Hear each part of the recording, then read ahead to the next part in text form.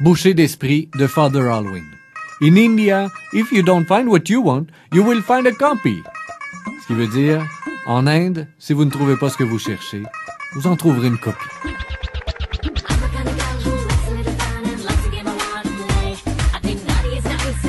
Un courriel de ma charmante épouse envoyé le 12 septembre 2004 à 19h31 et 28 secondes, intitulé « Des nouvelles de notre fabuleuse aventure indienne ». Allô les amis, saviez-vous que le slogan touristique de l'Inde c'est « Incredible India » Moi oui, et je comprends très bien pourquoi ils ont choisi ce slogan. L'Inde, c'est assez particulier. Ici, plusieurs vivent dans les rues. On peut voir des gens qui se font à manger sur les trottoirs, une femme qui donne le bain à son bébé au pied d'un chantier de construction, des gens qui dorment un peu partout. C'est juste normal ici. Les Indiens sont de nature très douce et respectueuse. Ils sont en général très gentils, amicaux. La petite dame qui fait le ménage de notre chambre a un de ses sourires si vrai, si radieux. On a eu notre premier lézard dans notre salle de bain hier. Il était rose avec des yeux noirs, et lui aussi il m'a souri. Il faut pas les chasser, ils sont là pour manger les insectes nuisibles.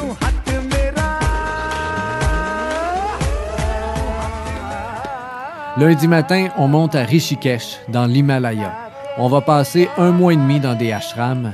C'est des lieux de prière, un peu comme des monastères. Je sais pas si je pourrais vous écrire de là-bas. Si je vous écris pas d'ici le 20 octobre, ne soyez pas inquiets, c'est normal. D'accord, maman, Maryse? À bientôt, je vous serre tous dans mes bras, pas en même temps quand même, hein? Karine.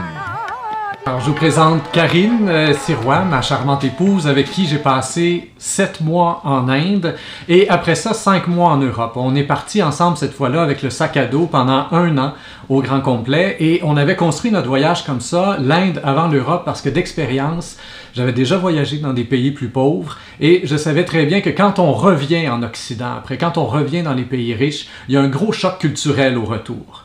Fait qu'on s'est dit, on va aller se faire brasser ce qu'on a à se faire brasser en Inde, d'abord, et puis on vivra le clash avec l'Occident à notre retour en Europe, pour ensuite pouvoir revenir au Québec et puis reprendre la vie normale, le travail et tout ça. Et je vais vous dire, on a très bien fait de construire notre voyage comme ça parce que l'Inde, non seulement c'est un pays pauvre, mais c'est un pays aussi qui est très particulier, qui est très intense. Et continuellement, quelqu'un de collé sur toi. Hein, la bulle québécoise, l'espèce d'espace vital qu'on peut avoir au Québec, la bulle québécoise en Inde, la bulle c'est ta peau, puis ce qu'il y a en dedans. C'est fini là. Tu as tout le temps quelqu'un collé sur toi. Alors, cette espèce de compression là, qui est continue, un peu comme dans une ruche d'abeilles. Hein, c'est une des meilleures images qu'on peut avoir pour l'Inde. Vous imaginez une ruche d'abeilles, on rentre une petite caméra là-dedans, et puis on voit les abeilles qui se pilent dessus les unes sur les autres et tout ça, puis il y a un bruit qui est constant. Hein, les abeilles, ça communique ensemble, ça fait bzzz, ils sont des milliards à faire bzzz. En Inde, c'est la même chose. Tout le temps quelqu'un de collé sur toi, puis tout le temps du bruit partout, sauf à quelque part là, à 11h le soir, 5h du matin. Là, ça se calme un peu, mais sinon, toujours compressé. Cette compression-là, qui était continue, ben, il a fallu que ça sorte, que ça s'exprime d'une manière ou d'une autre. J'ai commencé à écrire. Le meilleur de ce que j'ai pu écrire pendant mon voyage se retrouve dans le livre L'Essentielle Errance. Et donc, c'est disponible dans plusieurs bibliothèques à travers le Québec. Si vous aimez la conférence, si vous avez le goût d'aller plus loin, ben, vous pouvez toujours mettre la main sur le livre. Il se lit extrêmement facilement, écrit en petits blocs de réflexion, spiritualité, choc culturel et tout ça. Donc, c'est un peu comme un blog de voyage, finalement, avec beaucoup de réflexion à l'intérieur. Voilà donc pour l'introduction, et avant de parler de notre voyage comme tel, on va commencer par situer l'Inde dans son contexte. Alors l'homme que vous voyez là sur la photo présentement s'appelle Gandhi. Souvent les élèves le confondent avec le Dalai Lama ou avec Bouddha, non, c'est Gandhi, reconnu comme étant le fondateur de l'Inde. Donc, on se replace là, dans le contexte historique, 1945-1950, à la fin de la Deuxième Guerre mondiale. L'Inde n'est pas un pays. Hein, nos grands-parents, les arrière-grands-parents disaient « les Indes ». Ça n'a jamais été un pays avant l'Inde. C'était les Indes, c'était une grande colonie anglaise, donc dans lequel il y avait plusieurs royaumes qui étaient indépendants les uns des autres à prime abord, qui avaient chacun leur langue, chacun leur coutume, leur nourriture, etc. Un peu comme ici les Amérindiens. On avait d'un côté les Iroquois, de l'autre côté les Hurons. parlaient pas la même langue, vivaient pas de la même façon, mais avaient été colonisés par les Anglais. Mais c'est la même chose en Inde. Plusieurs donc royaumes indépendants qui avaient un point en commun, avoir été colonisés par les Anglais très majoritairement. Et ils avaient déjà essayé de mettre les Anglais dehors, mais sur ce grand territoire de l'Inde, les royaumes ne s'entendaient même pas entre eux. Donc, ils n'avaient jamais réussi. Premier tour de force de Gandhi, ça a été de faire en sorte que tout le monde travaille ensemble pour mettre les Anglais dehors.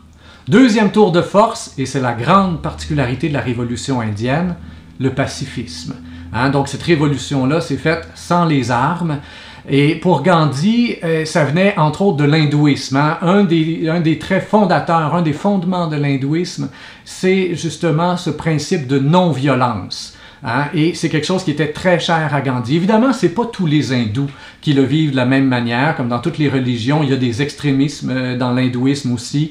Oui, il y en a qui vont poser des bombes, il y en a qui vont prendre des armes, etc. Mais pour Gandhi, c'était un principe fondateur de sa religion et c'était viscéral pour lui. Et ça avait été en plus renforcé par la lecture qu'il avait faite de la Bible. Il y a une phrase dans la Bible qui l'avait marqué profondément et qui dit « Si on te frappe sur la joue droite, tends la joue gauche. » Je ne sais pas s'il y en a parmi vous qui ont déjà fait ça, mais moi, jamais. Jamais. Spontanément, tu me donnes une claque sur un bord, le réflexe, le reptilien embarque. Non.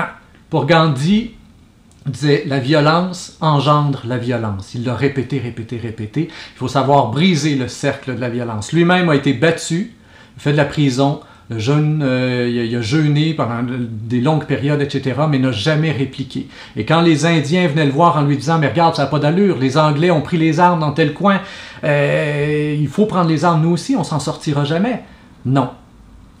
Désobéissance civile. On arrête de parler anglais, de manger anglais, de s'habiller anglais. On parle nos langues, on s'habille comme on est, et on mange ce qu'on est. On les ignore, ils vont se tanner, et ils vont partir. Et au final, ça a marché. Au bout de quelques années, effectivement, les Anglais sont partis et aujourd'hui, l'Inde, c'est la plus grande démocratie du monde. Alors, à tous les 4 ans, en Inde, il y a à peu près 800 000 personnes, 750 000, 800 000 personnes qui vont voter. Aujourd'hui, l'Inde, c'est 1,2 milliard de personnes. Et quand ils organisent des élections, là, je disais, il y a 750 000 personnes qui vont voter, ça prend grosso modo de 3 à 4 mois. Ici au Québec, on va voter le matin. Le soir, à 10 h, si on n'a pas le résultat des élections, on commence à frustrer. À 11 h, c'est vraiment tard. Puis à minuit, qu'est-ce qu'ils font les cabochons? Là, on a tellement hâte. Là, puis là, s'il y a eu une défaillance à quelque part dans le système électronique, on capote. En dedans de 12 heures, là, 16 heures à peu près, il faut connaître le résultat. Puis c'est la course à qui va le premier dire, le scoop, là, si la tendance se maintient. En Inde, ça prend 4 mois avant de savoir c'est qui le nouveau premier ministre du pays. Donc la plus grande démocratie du monde. L'Inde aujourd'hui, c'est 23 langues officielles. Au Canada, il y a 2 langues officielles, on a de la misère à s'entendre. Il y a 23 langues officielles en Inde, plus de 4000 dialectes. Un dialecte, c'est comme une sous-langue qui est parlée par une petite tribu perdue dans le fond de la forêt ou quelque chose comme ça. Il y en a 4000 comme ça en Inde. Et l'Inde, c'est une mosaïque de religions. Donc évidemment, l'hindouisme, pour commencer, qui est la plus vieille religion au monde, encore vivante aujourd'hui, donc plus de 4000 ans d'histoire. Ensuite de ça, on a le sikhisme. On voit ici le Golden Temple, qui est le temple d'or, finalement, le temple principal pour les Sikhs. Ensuite de ça, il y a né en Inde aussi le bouddhisme. Bouddha était en Inde quand il a vécu ses illuminations, ses premiers enseignements. Tout s'est passé dans le nord de l'Inde. Donc, il y a plusieurs temples bouddhistes en Inde aussi. Les musulmans sont là aussi. L'islam est là depuis quelques siècles, un peu partout sur le territoire, mais surtout concentré là, du côté du Pakistan. Il y en a un peu plus. Et le christianisme est là. Et on dit que le christianisme est là depuis 2000 ans. Donc, depuis bien avant la France, bien avant le Québec aussi, évidemment. Là, au Québec, c'est arrivé avec Jacques Cartier, 1534, là, donc 1600 ans, 1500 ans plus tard, finalement. Mais il y a 2000 ans, tout de suite après la mort de Jésus, il y a parmi ses premiers disciples, certains qui seraient allés en Inde fonder les premières communautés chrétiennes. Cela dit, le christianisme est une religion extrêmement minoritaire en Inde. Il y a 2% de chrétiens. Mais 2% de 1,2 milliard de personnes, ça donne combien? Y a-t-il des petits... On calcule vite dans sa tête. Ça donne 24 millions de personnes. Vous prenez toute la population du Québec, les personnes âgées jusqu'aux nouveau-nés, vous ajoutez les chats, les chiens, là, mettons qu'on est 8 millions au Québec, là, en grossissant un peu, là, toute la population du Québec, fois 3, ça donne 24 millions, ça donne 2% de la population indienne.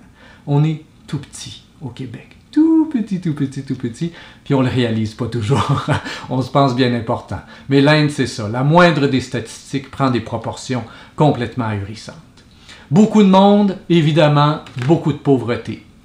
Des taudis à perte de vue, c'est la première chose qui nous frappe quand on arrive en Inde. Les quêteux sont partout, on va en reparler un peu plus tard. Mais ce qu'il y a d'extraordinaire, c'est que même dans la pauvreté, et jusque dans la pauvreté, une explosion de couleurs. Continuellement. Et ça frappe. Hein? Les Anglais n'étaient pas là pour rien. Ils étaient là pour les épices, ils étaient là pour la soie et pour la teinture indienne, hein, qui est encore aujourd'hui mondialement reconnue. Et une expérience aussi qui est un incontournable en Inde, c'est le train. Alors, vous voyez là ici sur la photo, une cabine, là, vous voyez derrière moi, là, le seul blanc qu'il y a dans l'image, là, avec la longue barbiche puis les cheveux longs, là, ça c'est moi, il y a quelques années, quand j'étais en Inde. Mais tout juste en arrière de moi, sur le mur, on voit un petit carré, là, qui est là, et ça c'est le numéro de la place. Puis vous en voyez un autre plus loin, et puis il y en a un autre qu'on voit pas là sur la photo. Cette banquette-là sur laquelle je suis assis, normalement, est prévue pour 3 personnes. Même chose pour la banquette d'en face. Hein? C'est une place, un compartiment prévu pour 6 personnes. Mais vous voyez, là, la petite ruche d'abeilles, vous l'avez devant les yeux. Là. En Inde, 1,2 milliard de personnes qui voyagent, ça voyage comme ça, agglutinés les uns sur les autres. Hein? Et au Québec, si on est 2 dans ce compartiment-là, on prend toute la place, évidemment, parce qu'on met notre sac d'un côté, puis on met nos pieds en face, et ça finit là, tu sais, on prend, puis là, il y a une 3e personne qui arrive, tu sais, on est fâché, il pète notre bulle, il faut enlever notre sac, on est obligé de le mettre en dessous de nos jambes ou sous nous autres, puis là, tu sais, la bulle québécoise, la bulle indienne, tapo, puis ce qu'il y a en dedans. Ce qu'il y a d'extraordinaire avec cette surproximité-là, c'est le fait que j'ai jamais vu, en 7 mois en Inde, personne souffrir de solitude. Hein? Vous voyez là l'espèce de grand schtroumpf qu'il y a dans le fond de la photo, là, hein, le papy avec sa barbe blanche, là, avec sa belle barbe blanche. Là. Il n'y a pas 2 secondes dans sa vie où cet homme-là peut se sentir seul. Alors qu'ici, au Québec, une fois par année, le Journal de Montréal nous fait le coup, là, en une du Journal de Montréal, fléau, solitude chez les personnes âgées. En Inde, c'est impossible. La jeune fille qui est là en avant, quand on l'a rencontrée, elle avait 16 ans. Mais elle vit exactement la même crise d'adolescence qu'on peut vivre ici au Québec, les mêmes remises en question. Qui suis-je? Que vais-je faire? Et puis, où vais-je? Et tout ça. Là, au Québec, quand on contacte les périodes de remise en question, les périodes de transition, que ce soit à l'adolescence, à la quarantaine ou quoi que ce soit, quand il nous arrive quelque chose, une tuile qui nous tombe sur la tête, on se sent tout seul. On a l'impression que personne ne peut nous comprendre, puis ça amplifie le truc, évidemment. En Inde, c'est impossible. Hein? Et ça fait en sorte qu'ils sont continuellement conscients, finalement, de la force du groupe, de la force de la famille, et ça les aide à passer à travers toutes les montagnes russes qu'ils vivent.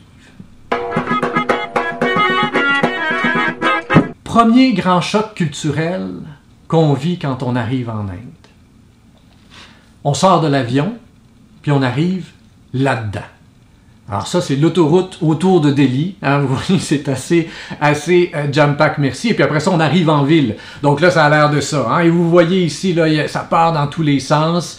Et vous avez donc des autobus, vous avez des voitures, des motos. Et toutes les petits toits jaunes que vous voyez un peu partout, c'est ce qu'on appelle des rickshaws. Donc des triporteurs qui font office de taxi. Et ça zigzague d'un bord à l'autre. Et si vous prenez un des triporteurs, un des rickshaws, et que vous lui dites « Mon hôtel est par là », ben lui, là, il va pas attendre le prochain coin de rue avant de faire un U-turn. Non, non, non. Il part direct là, il passe par-dessus le terre-plein, puis il part à contresens. Il part à contresens, et puis ça part un peu tout croche et ça zigzague. Et à travers tout ça, vous ajoutez tous les animaux et les piétons que vous voyez un peu partout en Inde. Dans la rue, là, que vous voyez un peu partout sur cette photo-là. Donc, à ça, vous ajoutez aussi toutes sortes d'amanchure un peu spéciales, comme celui-là, qui est à vélo et qui est en train de faire une livraison de barils ni plus ni moins. Hein? Et cette photo-là, je l'ai prise sur Internet, on a vu des comme ça, on n'avait pas réussi. Puis il y en a un autre aussi qu'on a vu à notre première journée à Delhi, qui était absolument extraordinaire. On n'a pas réussi à le prendre en photo, mais vous imaginez, là, dans un fouillis comme celui-là, là, vous imaginez quelqu'un qui est à vélo, avec sur son épaule une échelle. Puis pas une petite échelle, là, une belle grande échelle en bois, là. Puis il pédale sur son vélo. Quand il tourne un coin, ça fait quoi? Hein? Quand il tourne un coin, ça fait... Et puis là, les piétons qui marchent sur la rue, et puis dans la rue, et partout, là, les piétons, qu'est-ce qu'ils font? Ils font ça comme ça. Puis ils reviennent. Puis on n'a pas vu personne se revirer de bord pour dire « Hey, qu'est-ce que tu fais là, espèce de malade, avec ton échelle? » Non, ça coule comme ça, et ça revient. Première journée à Delhi, nous autres, on capote. Mais déjà, la rue est en train de nous parler de la nécessaire souplesse dont on va avoir besoin pour passer à travers notre voyage en Inde. D'une colonne vertébrale, serre-toi-en. Hein? Et c'est au propre comme au figuré. Parce qu'en Inde, il n'y a rien de cartésien. En Inde, c'est le chaos. Et ça vient, entre autres, de l'hindouisme. Hein? Toute la culture indienne est marquée par la culture hindoue. Et dans l'hindouisme, c'est une religion du chaos. Il n'y a pas dans l'hindouisme un pape, des évêques, des curés. Il n'y a pas de hiérarchie dans l'hindouisme. Il y a des sadhus, qui sont un peu l'équivalent de nos prêtres. Oui, il y a des sadhus qui sont plus populaires que les autres. Mais les sadhus sont tous égaux à la base. Hein? Et les enseignements des sadhus peuvent se contredire. Et il y a dans l'hindouisme jusqu'à 300 000 dieux. Et on peut créer des nouveaux dieux, les rattacher à Krishna, Vishnu ou autre, un des grands dieux. Et puis là, on a un nouveau dieu dans l'hindouisme, et ça part dans tous les sens. Et ça vient teinter toute la vie indienne. Hein? Parce qu'en Inde, c'est ça, tu n'as pas le cartésianisme, tu n'as pas la recherche d'efficacité. Alors ça crée évidemment énormément de frustration quand on arrive dans un restaurant, qu'on nous apporte un menu, parce que les Occidentaux aiment bien avoir un menu, hein, c'est très cartésien, et là on regarde, et on s'attend à ce qu'il y ait, évidemment, si c'est écrit « burger », bien on veut avoir un burger, puis on s'attend à ce qu'on nous serve un burger. Et là, les Indiens vont te répondre « Ah, ça, on l'a pas. Ah, ça, on l'a pas. » Puis au final, ben, tu leur dis « Amenez-moi ce que vous avez. » Et puis là, tu commandes un American Chop Suey. Ils ont des American Chop Suey partout en Inde, mais c'est jamais la même affaire que tu as dans ton assiette. C'est simple comme ça. Alors c'est ça, c'est pas cartésien. Hein? Et la rue nous montrait déjà cette souplesse dont on allait avoir besoin. Et c'est présent dans l'hindouisme, mais ça teinte absolument toute la culture indienne. On était à un certain moment dans le sud de l'Inde, à Bangalore, et on était là avec Father Sonny, donc un prêtre chrétien. Et Father Sonny voulait nous montrer un temple à l'extérieur de la ville. Fait qu'on part en voiture avec lui, puis là, on sort de la ville et on roule là, un bon 45 minutes dans les petites routes de terre en Inde. Là, puis c'est ça, il n'y a pas d'asphalte, il n'y a rien, c'est des routes de terre avec des gros trous, ça s'en va comme ça, bang, bang, bang, bang. Il n'y a pas de nid de poule au Québec, ça n'existe pas à côté de ce qu'on a en Inde, c'est vraiment impressionnant. Et donc, au bout de 45 minutes à peu près, il arrête sa voiture sur le bord de la route et on est perdu. Il ne sait pas où est-ce qu'on est. On n'a pas pris le bon chemin pantoute. Et pour les Indiens, ça, c'est pas grave. Il n'y a pas cette recherche d'efficacité, comme je disais tantôt. Il n'y a pas de carte routière. Tu demandes ton chemin à gauche, à droite, puis tu finis par arriver où est-ce que tu veux aller, puis c'est bien correct comme ça. Mais là, lui, il s'arrête sur le bord de la route au bout de 45 minutes et il nous fait sortir de sa voiture pour qu'on puisse voir là, sur le bord de la route, un immense trou. Un très gros trou dans lequel il y a des hommes qui sont là en petites sandales avec un pagne autour des hanches là, et ils casent la roche avec une pioche, ils casent la roche. Et là, tu as des femmes en sari, un long morceau de tissu de 8 mètres de long qui est enroulé autour du corps des femmes et eux autres, ils travaillent en petites sandales aussi là, dans le fond du trou et ils mettent la roche dans les bols, ils se mettent ça sur la tête et ils sortent la roche du trou et dans le fond du trou, ben, il y a des enfants qui jouent. Donc une grosse carrière de roche. Et lui sort de l'auto, nous fait sortir et il nous dit « By chance, we took the wrong road, or we would have never seen that stone pit. » Par chance, on a pris la mauvaise route, parce que sinon on n'aurait jamais vu cette carrière de roche. C'est quand la dernière fois que vous vous êtes dit « Yes, je me suis trompé. C'est donc bien le fun. » Moi, ça m'arrive pas souvent.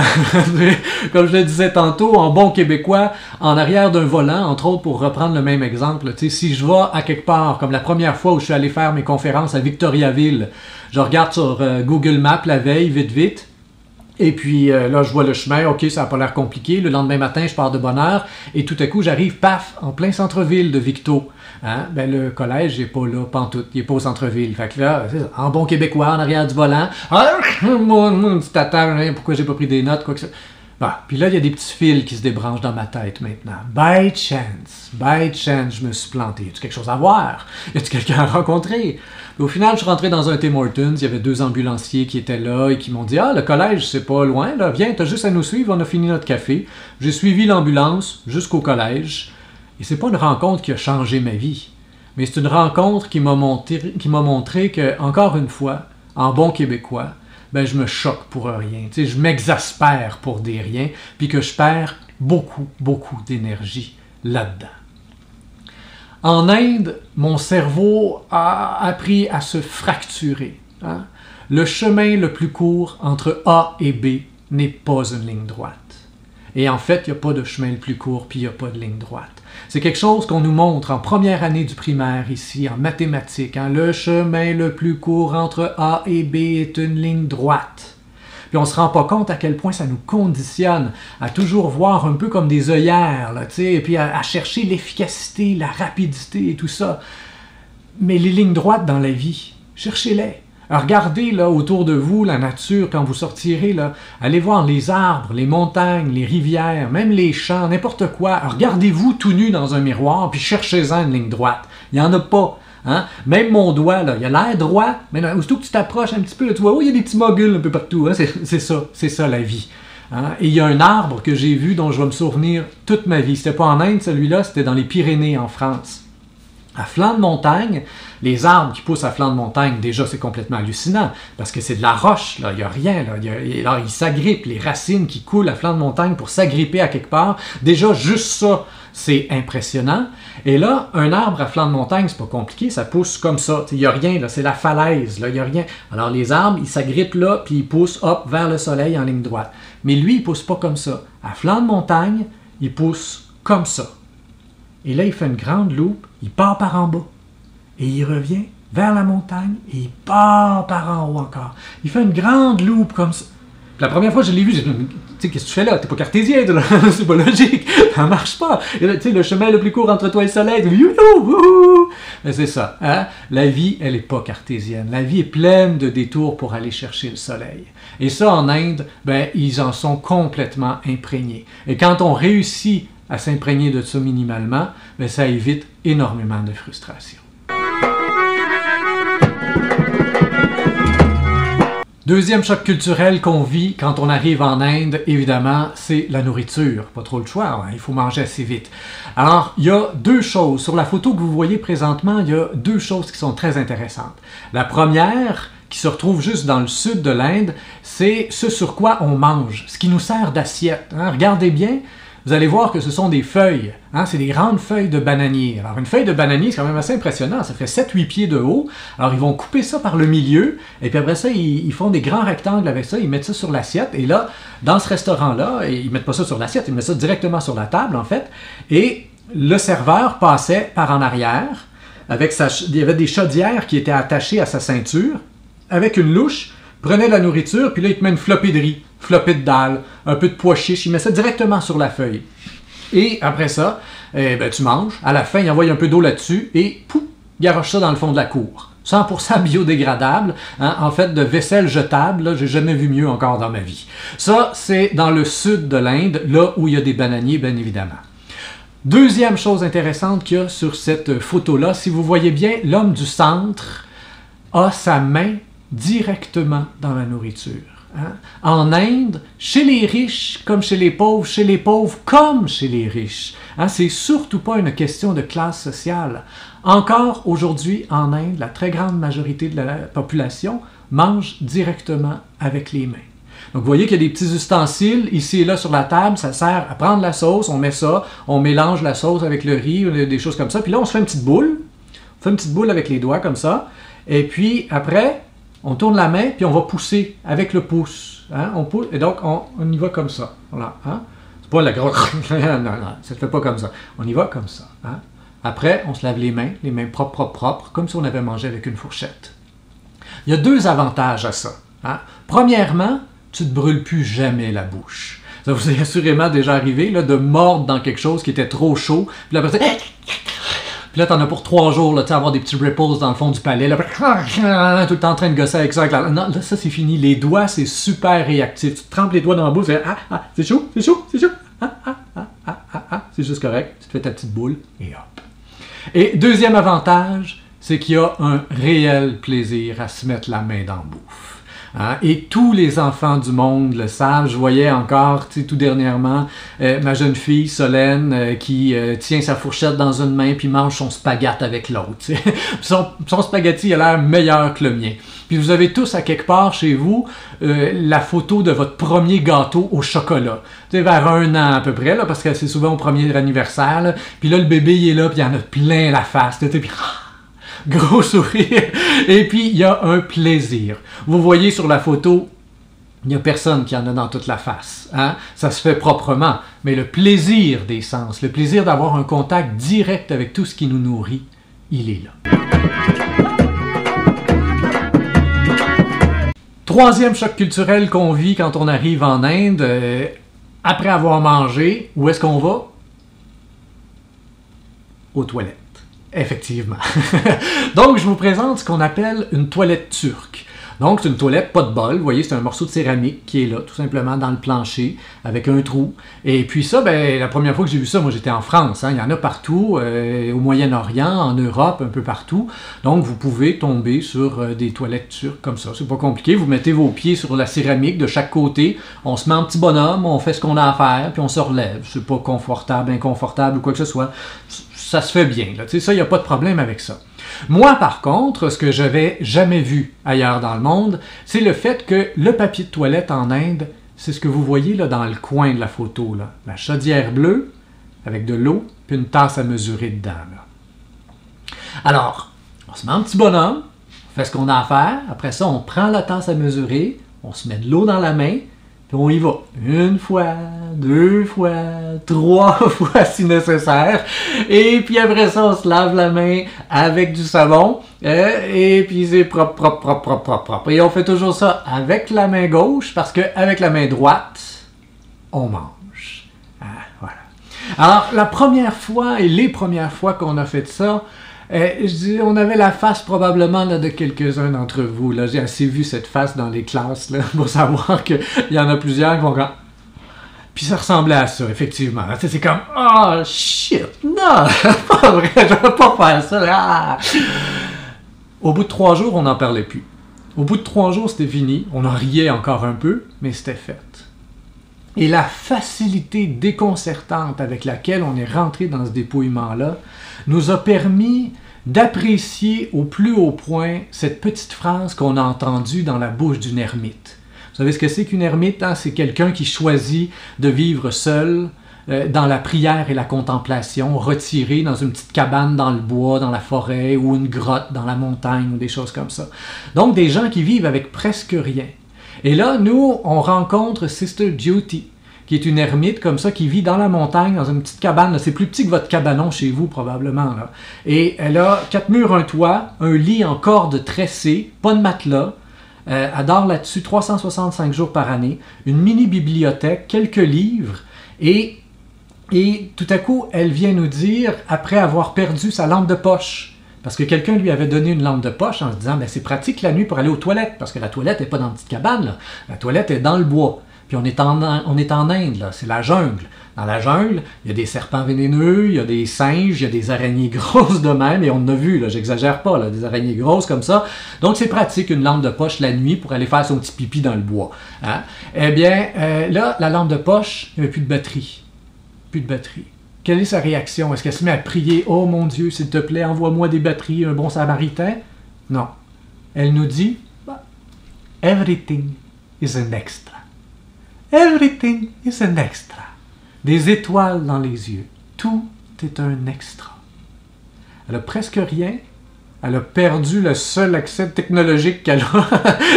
Et elle nous regarde dans les yeux. Everything is an extra.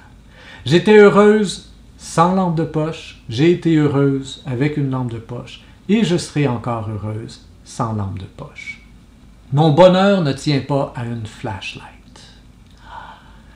Quand tu entends ça dans la bouche d'une ermite, après ça, tu rentres chez vous puis tu capotes parce que des extras t'en voient partout.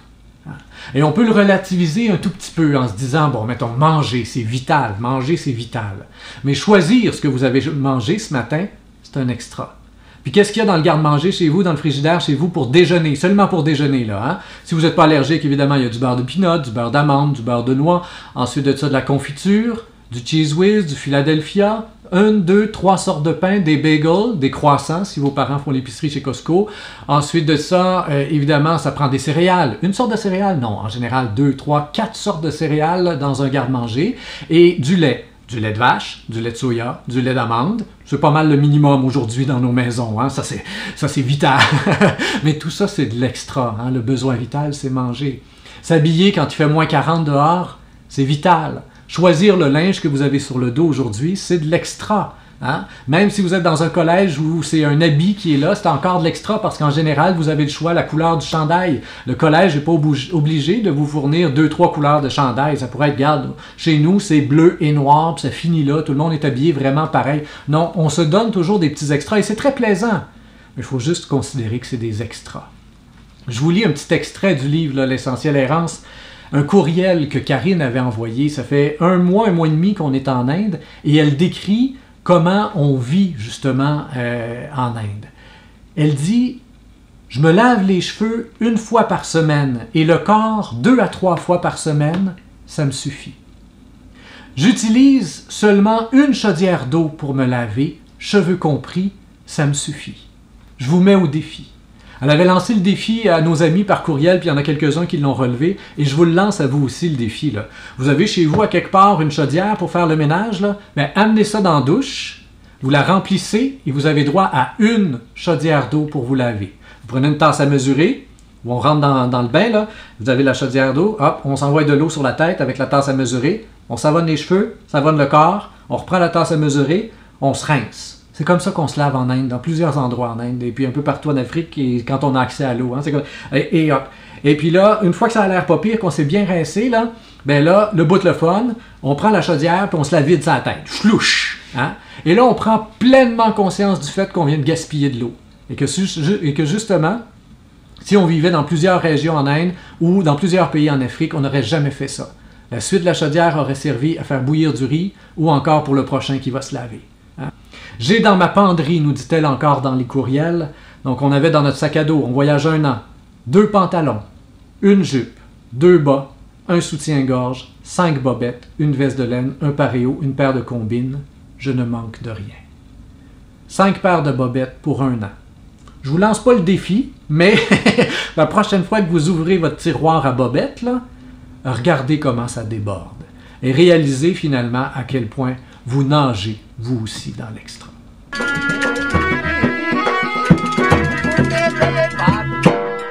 Un autre des chocs culturels très importants qu'on vit quand on arrive en Inde, c'est le fait que les hommes se touchent énormément. On n'est pas habitué à ça au Québec, de voir des hommes marcher main dans la main, là, continuellement. Mais en Inde, c'est comme ça. Les hommes marchent main dans la main, les femmes marchent main dans la main, en arrière, souvent.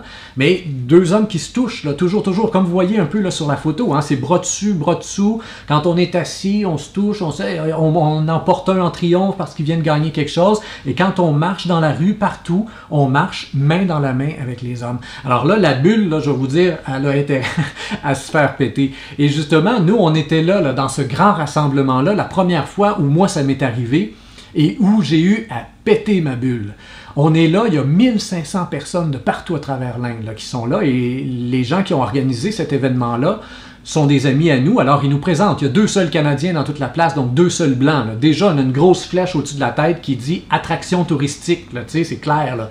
On n'est pas manquable dans la place. Mais Father Alwyn, qui est en avant, va dire aux gens, eh bien, là, on a 2 Canadiens, ils sont en train de faire un spiritual tour of India. Alors, allez les voir, ils veulent vous rencontrer. Les Indiens sont super sociables, il n'y avait même pas besoin de se le faire dire. Alors, ils arrivent, et à la pause, ils viennent nous voir, et là, il y a un Indien qui me prend la main.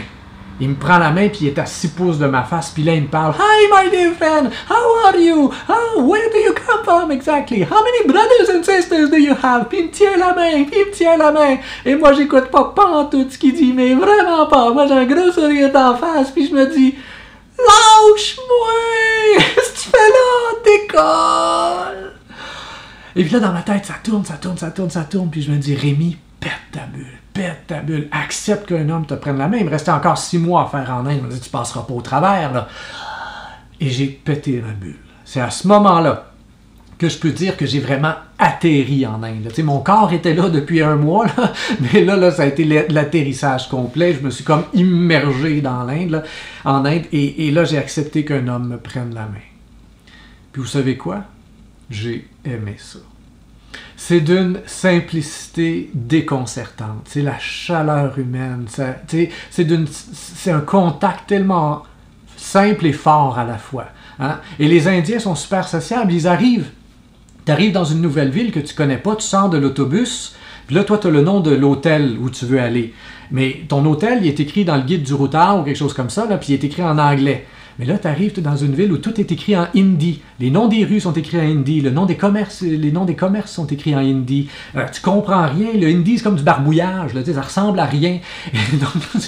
Mais les Indiens sont super serviables. Ils viennent te voir. « Where are you going, my friend? » Puis là, tu nommes la place. « I know that place. Come. » Puis là, il te prend la main. Puis tu marches main dans la main avec un homme que tu n'as jamais vu de ta vie et qui te pose toujours là, sensiblement les 2-3 mêmes questions. Ils connaissent pas beaucoup d'anglais, mais ils sont très fiers de sortir l'anglais qu'ils ont. Là, alors, which country do you come from? Oh, Canada. I get some family in Canada. Ils ont toute la famille au Canada. C'est hallucinant. Et puis après ça, how many brothers and sisters do you have? Puis là, ils s'attendent à ce qu'on ait des familles nombreuses. Pour eux, ils comprennent pas qu'on ait 1, 2, 3 enfants. Tell your parents to make more. Go. Puis pour moi, Karine qui étions ensemble, puis quand on a voyagé, on n'avait pas encore d'enfants. Waouh, incompréhensible, impossible pour eux, hein? Entre autres à cause de l'hindouisme. Parce que dans l'hindouisme, on croit à la réincarnation. Et quand on fait des enfants, on donne la chance à un grand-père, un arrière-grand-père, un arrière-arrière-grand-père de se réincarner et de venir poursuivre le cycle de son karma là, pour éventuellement en arriver à se libérer et se retrouver dans le nirvana. Hein, se fondre dans le grand tout, on va en reparler un peu plus tard. Mais c'est pour ça que même si le gouvernement demande aux gens d'avoir moins d'enfants, mais plusieurs continuent d'en faire plusieurs familles continuent d'avoir plusieurs enfants à cause justement de cette croyance pour permettre aux ancêtres de venir vivre leur karma. Hein. Mais ce contact-là, il est super chaleureux. Et quand on est revenu en Europe après, quand on a atterri en Occident, là, je vais vous dire, c'est ça qui nous a le plus manqué. Parce que quand on a atterri à Amsterdam, après 7 mois en Inde, là, Amsterdam, là, c'est beau, c'est grand, c'est propre, mais la bulle est encore plus grosse qu'au Québec. Puis là, il est 7 heures le matin, on s'en va prendre le train à Amsterdam. On rentre dans le train, tout est silencieux. On n'entend rien. La seule personne qui parle à voix haute, là, est dans le fond du train avec son cellulaire. C'est la seule qu'on entend, tout le monde, le reste du monde chuchote. Parce que s'il parlait d'une voix normale, ben, il rentrerait dans la bulle des autres. Moi, je trouve que la bulle est rendue grosse en motati. Quand tu peux même plus parler d'une voix normale de peur de déranger le monde, hein, ben c'est là que c'est rendu en Hollande. Et puis là, après ça, 2-3 stations plus loin, il y a une petite dame qui rentre, qui s'assoit dans un banc vide, hein, évidemment. Là, oh, mon Dieu, fiou, je suis pas obligé de m'asseoir à côté de quelqu'un. Et puis là, elle s'assoit dans le banc vide à côté de nous autres. Et elle sort de sa sacoche une petite bouteille, là, un petit boost dansure, vitaminé, protéiné. Là. Il est 7h15 le matin, c'est son déjeuner, la madame. Prends soin de ta santé.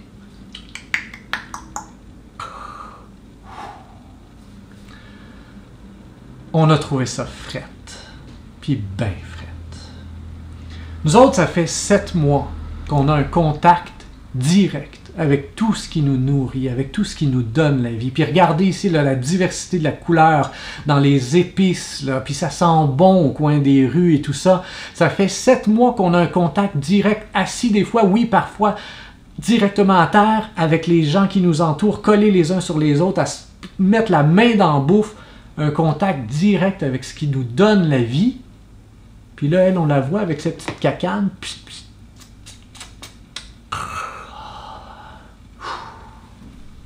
Ça a pris 3 mois avant de pouvoir réapprécier la moindre des beautés en Occident. Puis il y en a des beautés, oui, il y en a des beautés dans notre efficacité, oui, il y en a des beautés dans notre intellectualisme, dans notre scientifisme, et puis dans la place de la femme dans notre société, dans notre façon de parler, d'interagir, etc., dans la paix relative dans laquelle on vit. Oui, il y a des beautés, mais il y a en même temps une telle froideur, une telle distance avec les gens que ça a pris 3 mois avant de pouvoir réapprécier le moindre des aspects de tout ça.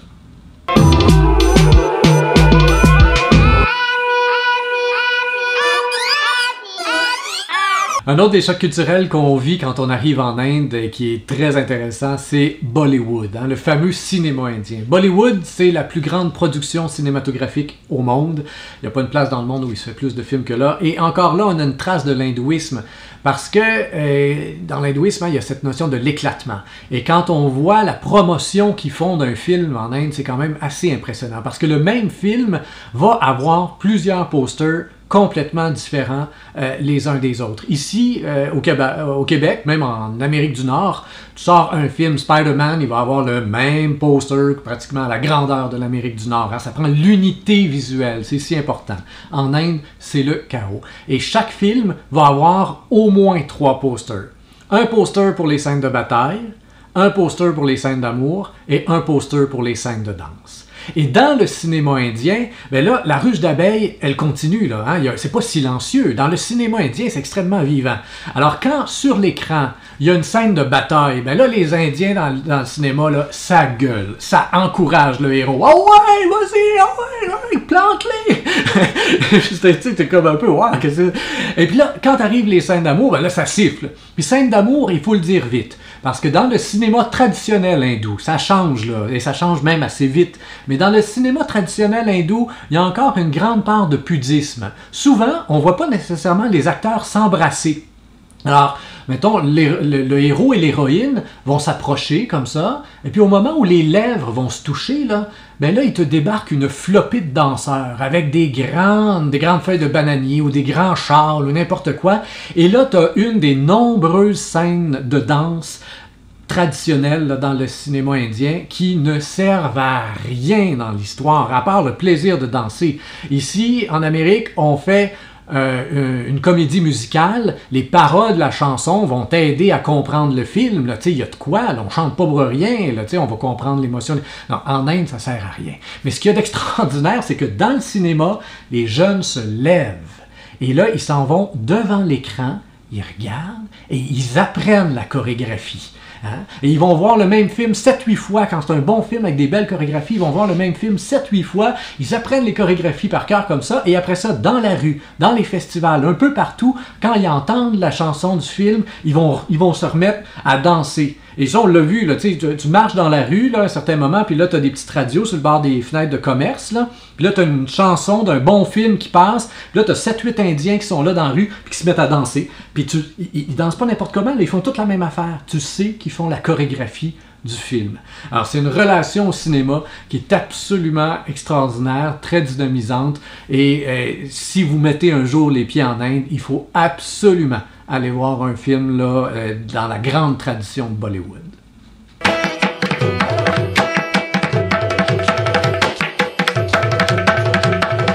Beaucoup de monde en Inde, beaucoup d'enfants. Hein, la pyramide démographique en Inde, là, elle est vraiment dans le bon sens. Au Québec, c'est plus le contraire. Hein, on a moins de jeunes puis beaucoup de personnes âgées. La pyramide démographique est à l'envers. En Inde, c'est comme ça. Beaucoup de jeunes, moins de personnes âgées. Et donc, beaucoup d'enfants qui passent leur journée dans la rue. L'éducation est obligatoire. Plusieurs enfants vont à l'école, mais il y en a encore beaucoup, ou soit sitôt la fin des classes, ou encore pour toute la journée, qui vont passer leur journée à ramasser de l'argent d'une manière ou d'une autre. Alors, par exemple, les jeunes qu'on voit ici sur la photo, eux, ils sont juste en bordure du Gange. Le Gange, c'est une rivière sacrée dans l'hindouisme. Et là, on va en parler un peu plus tard, je vais expliquer pourquoi. Mais à la naissance du Gange, il y a beaucoup de pèlerins qui vont là et qui font des offrandes à la rivière. Et donc, ils vont déposer sur la rivière des fleurs qui vont flotter, ils vont envoyer des petites chandelles, des fois ils envoient des boîtes de chandelles carrément, et là les environnementalistes indiens commencent à dire, ben, attends une minute, là, on ne peut pas envoyer n'importe quoi dans le Gange, là. Hein, il faut si c'est un dieu, on va essayer d'en prendre soin, parce que c'est aussi une rivière, puis qu'elle ne peut pas se dépolluer toute seule. Mais toujours est-il que il y a des gens aussi qui envoient de l'argent dans le Gange, hein? Surtout là, à Rishikesh, là où est prise la photo, eh bien, il y a beaucoup de pèlerins qui vont là pour donner de l'argent au Gange, et les enfants passent en arrière, ils fouillent dans le fond de la rivière, et ils ramassent l'argent, puis ils se mettent ça dans la bouche. Pourquoi ils mettent ça dans leur bouche, vous pensez? Pratiquement chaque fois que je pose la question à des élèves, les élèves me disent que c'est parce qu'ils n'ont pas de poche. Non, c'est pas vrai, ils ont des poches. Il y en a d'autres qui me disent c'est parce qu'ils n'ont pas le droit de ramasser l'argent dans la rivière. Non, ils ont le droit. Ça encore, hein, dans l'hindouisme, c'est quelque chose de frappant. La rivière est un dieu. Alors, toi, tu donnes de l'argent à Dieu. Dieu, peux-tu faire ce qu'il veut avec? Si le dieu de la rivière décide qu'il redonne l'argent à des enfants, libre à lui, tu n'as pas le droit de rien dire. Hein? Donc, ça, c'est une des beautés, quelque part, de l'hindouisme. Mais ils se mettent ça dans la bouche pour ne pas se la faire voler. Hein? Parce que c'est toutes des petits pickpockets professionnels. Ces jeunes-là, là, ils vous font les poches en dedans de 3 secondes, c'est fait, votre portefeuille est parti, il a déjà passé dans les mains de plusieurs enfants qui courent et c'est parti à l'autre bout de la rue. Et entre eux, ils ne se font pas de cadeaux non plus. Fait qu'ils se mettent ça dans les joues, parce que le mâchoire, c'est un muscle extrêmement fort et c'est très dur d'ouvrir la bouche. Tu sais, de quelqu'un qui veut pas, là, c'est dur d'ouvrir la bouche. Donc, ils se mettent ça ici dans les joues, simplement pour ne pas se la faire voler par les autres enfants qui ramassent de l'argent exactement comme eux. Beaucoup d'enfants, beaucoup de quêteux, et qu'on soit en ville comme en campagne, les jeunes viennent nous voir continuellement, et peu importe la réponse que vous allez lui faire, là, même là, avec son petit air piteux, là, que vous disiez oui ou que vous disiez non, ben, elle va peut-être repartir avec un gros sourire comme ça, des étoiles plein les yeux, et ça... Parce qu'ils vont avoir essayé, parce qu'ils vont être venus vous parler, parce que c'est pas ça l'important. L'important, c'est pas de recevoir, et parce qu'aussi, il y a une part de théâtre dans tout ça. Hein? Et en Inde, tous les enfants deviennent quêteux à un moment ou l'autre de la journée. Entre autres, parce que les enfants, à partir du moment où ils voient quelqu'un de plus riche qu'eux, ben, ils prennent une chance. Hein? Donc, si ton père se déplace à pied, puis que tu vois quelqu'un qui est à vélo, ben, ça veut dire qu'il y a plus d'argent que ton père, tu peux aller quêter de l'argent. Si ton père a un vélo, tu vois quelqu'un avec une moto, il y a plus d'argent que ton père, tu peux aller quêter de l'argent. Si ton père a une moto, tu vois quelqu'un avec une voiture, tu peux aller quêter de l'argent. Vous comprenez le principe, là, hein? Donc, aussitôt que tu vois quelqu'un qui est plus riche que toi, ben, tu vas y quêter de l'argent, tu prends une chance. On ne sait jamais, tu vas y quêter de l'argent, un crayon, un coffre, whatsoever, n'importe quoi. Hein? Et donc, quand tu es blanc, ben pour eux, tu es au sommet de la pyramide, là, et donc tous les enfants viennent te voir pour essayer d'avoir un petit quelque chose. Et comme je le disais, peu importe la réponse que tu leur fais, ils vont partir avec le gros sourire, contents d'être venus, puis contents d'avoir parlé à un étranger et tout ça. Et c'est très difficile de faire la part des choses et de voir la différence entre un vrai quêteux et un faux quêteux. Hein? Entre autres, à cause de la part de théâtre dont je parlais tantôt, mais aussi à cause des réseaux de quêteux. Alors ça, il y a un très bel exemple dans le film Slumdog Millionaire. Je vous invite à voir ce film ou à revoir ce film là dans les jours qui viennent parce que dans la première partie du film surtout, on décrit vraiment bien la réalité des enfants en Inde, des enfants soit qui sont abandonnés par leur famille ou dont la famille est décédée. Il n'y a rien dans ce film-là qui est exagéré, contrairement à ce qu'on pourrait croire. Alors on voit là les 3 jeunes qu'on voit sur la photo, eh bien ils sont au début du film dans une dompe, là, en train de faire le tri des déchets. C'est pas quelque chose qu'on voit juste en Inde. Dans tous les pays pauvres du monde, c'est comme ça. Les enfants passent la journée à trier des déchets pour essayer de trouver quelque chose qu'ils pourraient revendre. Et après ça, on a des adultes qui arrivent et qui viennent leur offrir à boire. Un adulte qui prend soin de moi, il doit être gentil. Ils les suivent. Sauf que ces adultes-là, ça se trouve à être des chefs de réseaux de quêteux. Un peu des gangs de rue, on pourrait dire. Là. Il y a là-dedans un climat de violence qui est assez intense et les jeunes doivent, à partir de ce moment-là, passer la journée à quêter de l'argent ou à voler.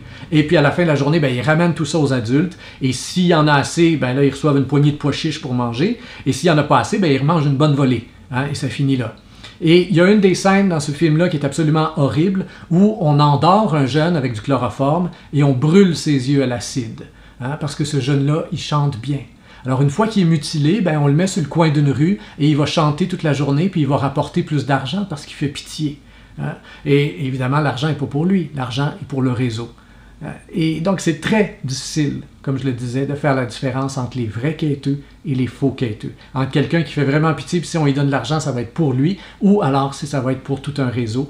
Et c'est comme ça dans toute l'Inde, un peu partout. Évidemment, il y a des régions où c'est encore pire, mais partout en Inde, on retrouve ce phénomène-là. Et on le retrouve non seulement dans les réseaux de quêteux, là, la mutilation, mais on retrouve ça aussi au cœur même des familles.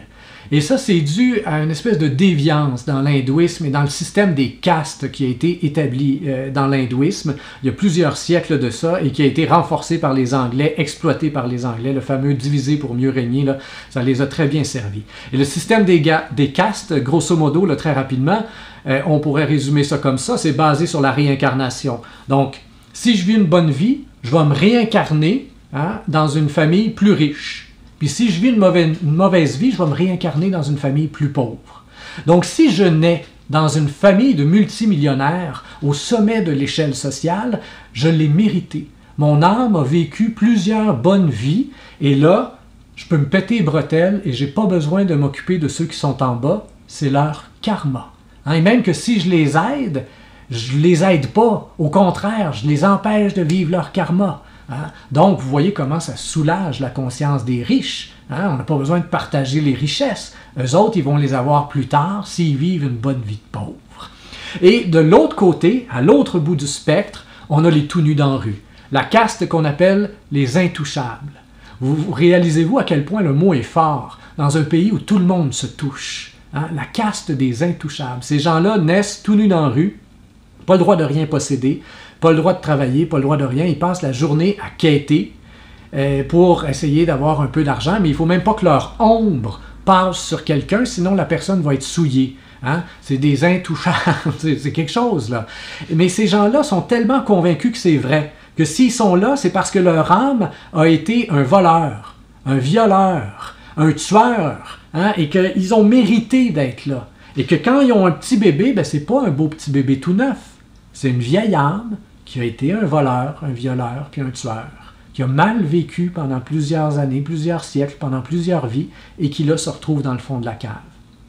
Pour y aider à vivre une bonne vie de pauvre, à la naissance, coupe une main, coupe un pied, pour lui rendre service, pour qu'il fasse pitié, pour qu'il puisse ramasser un peu plus d'argent au cours de sa vie de pauvre, en espérant que la fois d'après, il puisse se réincarner dans une famille plus riche.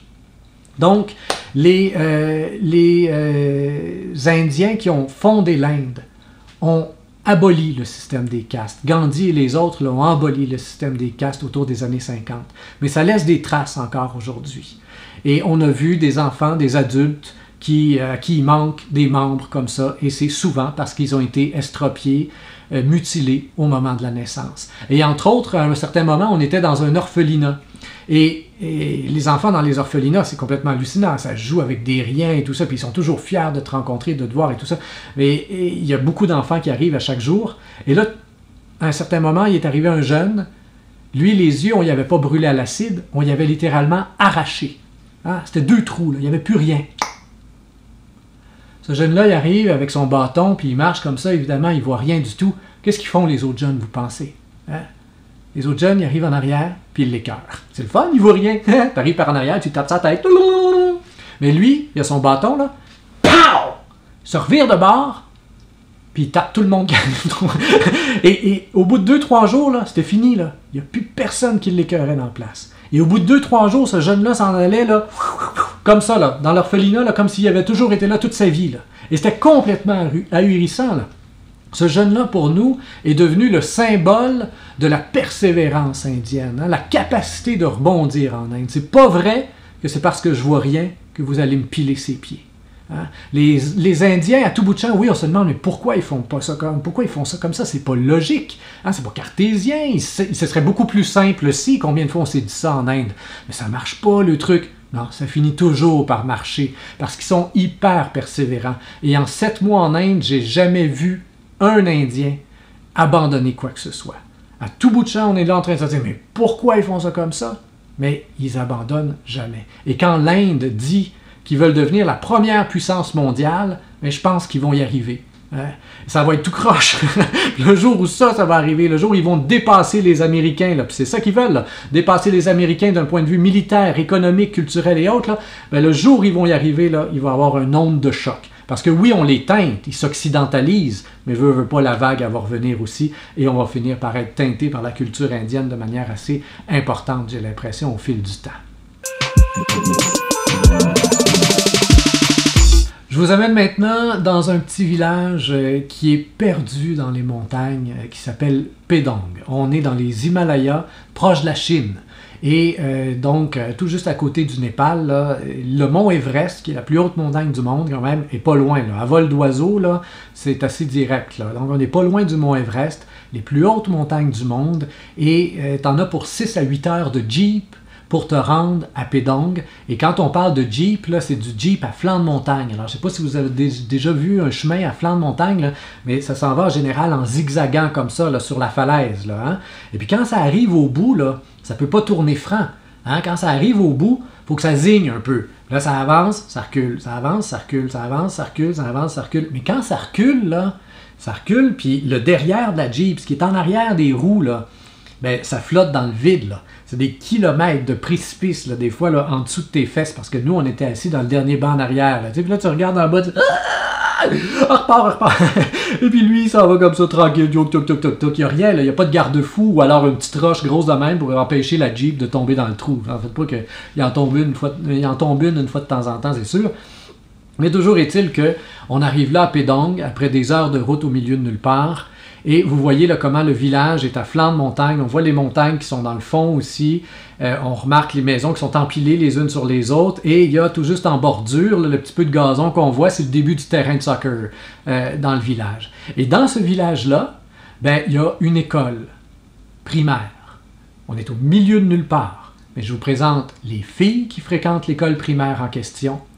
Et voici les garçons. Il y a du monde partout. Tout le temps. C'est complètement hallucinant. Et quand 3 heures sonnent, là, quand la fin de la journée des classes sonne, où est-ce que tout ce beau monde-là s'en va, vous pensez? Ils s'en vont au terrain de soccer. Et là, moi, j'avais ma chambre avec une vue en contre-plongée sur le terrain de soccer. Je regardais ça, là, et c'était complètement hallucinant. Là.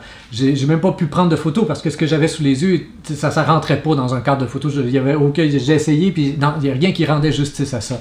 C'était hallucinant. Je me suis mis à compter vite, OK, une dizaine de jeunes, 10, 20, 30, 40, 50. Il y avait entre 250 et 300 jeunes qui jouaient en même temps sur le même terrain de soccer. Il y avait une partie de soccer comme ça sur le long, 2 parties de soccer sur le large, et tout le tour du terrain, il y avait des frappeurs de cricket. Hein, vous savez ce que c'est que le cricket, là? Ça ressemble à du baseball un peu, là. Et donc, ils tapent la balle, un peu comme au baseball, mais ils tapent la balle par là, là. Ils tapent pas la balle par ailleurs. Non. Et tous les joueurs, tu as 250 jeunes, puis tu as 10 balles de cricket. C'est dur, une balle de cricket.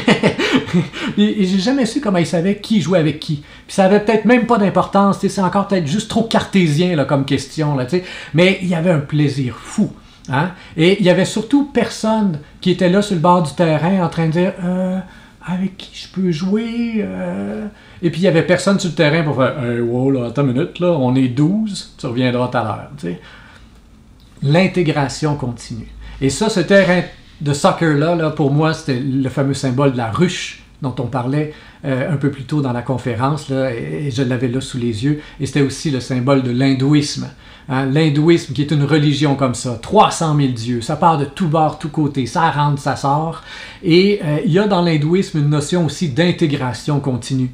Parce que on va dans les temples hindous et on peut avoir des enseignements sur Jésus. C'est quand même impressionnant, c'est pas leur religion, mais ils ont lu les textes. Et il y a des moines hindous qui nous ont fait des super beaux enseignements sur Jésus. Il y a des moines hindous qui nous ont fait des enseignements sur les 10 commandements de Moïse. Ça n'a rien à voir, c'est la religion juive. Mais ils ont lu les textes. Ils les ont approfondis et ils sont capables de faire des enseignements qui se tiennent, là, pas des trucs farfelus, là, vraiment des beaux enseignements qui se tiennent à partir des textes sacrés des autres religions. Encore là, je le répète, oui, il y a du fanatisme dans l'hindouisme, oui, il peut y avoir des esprits fermés, mais à la base, à la racine de l'hindouisme, il y a cette espèce aussi d'ouverture à tout ce qui peut être bon, hein, tout ce qui peut être nourrissant finalement au niveau spirituel, au niveau humain et tout ça. Et les mystiques hindous vont avoir cet esprit de communion finalement avec la mystique des autres religions, et ça, ben, on ne retrouve pas ça partout.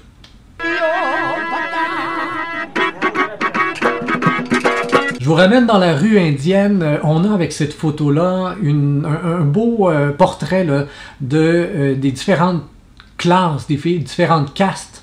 Hein, les castes sont abolies, mais ça laisse des traces, comme je le disais tantôt. Et vous voyez là, à peu près au milieu de la photo, on a deux hommes qui sont assis directement par terre et qui vendent des légumes. Les plus pauvres parmi les pauvres. Hein? Ils n'ont rien, ils sont assis à terre, ils vendent des légumes. Tout juste à côté, vous avez quelqu'un qui a sa charrette et qui vend très exactement les mêmes légumes, hein? Mais un peu plus riche. Un peu plus riche, ben là, tu te payes un kiosque, un vrai kiosque. Et puis là, tu vas vendre les mêmes légumes et d'autres légumes, un peu plus de diversité. Un peu plus riche encore, mais là, tu as un magasin avec ce qu'on voit là en arrière, dans le fond de la photo. Donc, des vrais petits magasins, des petites boutiques, finalement. Et à côté de ça, ce qu'on ne voit pas sur la photo, ben oui, il y en a des magasins avec les portes qui rouvrent tout seuls, avec les fenêtres qui rouvrent tout seuls, avec les toilettes qui flushent tout seuls, toute la patente. Mais la grande majorité de la population vit dans ce que vous voyez ici, là, sur la photo. Si un jour vous allez visiter l'Inde, si vous allez manger en Inde, ne mangez jamais ce qui est vendu à terre dans la rue, dans une charrette ou même dans un petit kiosque. Allez manger dans un vrai restaurant, vous allez être juste un petit peu malade, ça va être correct. Parce qu'on est toujours un peu malade en Inde. Là, hein? Il faut faire très attention à tout ce qu'on va consommer, les bouteilles d'eau tout particulièrement. Mais cela dit, la rue. On revient à la rue, elle est très vivante. Alors, il y a des rues qui sont consacrées à des métiers. Et c'est très impressionnant quand on arrive dans une rue, par exemple, qui est consacrée aux artistes. Ce que vous voyez là présentement, c'est des pigments. Ce sont des pigments pour faire de la peinture. Alors, vous avez une rue complète comme ça, avec des couleurs absolument hallucinantes. Et Karine, ma conjointe, qui est une illustratrice, a acheté là-bas du pigment, a fait ses propres peintures. C'était un plaisir total là, pour elle de pouvoir partir vraiment de la base comme ça. On voit ici une ruelle qui est, elle, dédiée à la poterie, dans la plus grande pauvreté, la plus grande simplicité, avec des tentes et tout ça. On vend ce qu'on peut vendre et on y vit possiblement. Hein, c'est même possible qu'il y a des gens qui dorment là-dedans. Là. Il y a d'autres rues qui sont consacrées aux barbiers. Donc, vous voyez, on est assis à même le trottoir sur une petite cageotte en bois et la personne va nous couper les cheveux, nous faire la barbe et tout ça. Et une autre rue un peu plus loin qui est consacrée aux dentistes.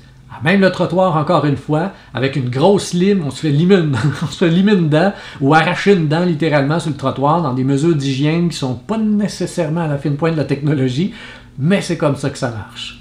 Dans la rue, toujours, on peut voir ici des gens qui prennent le temps de jouer aux cartes. Hein, c'est la pause, on s'installe, on s'assoit sur le trottoir, puis on joue aux cartes directement là.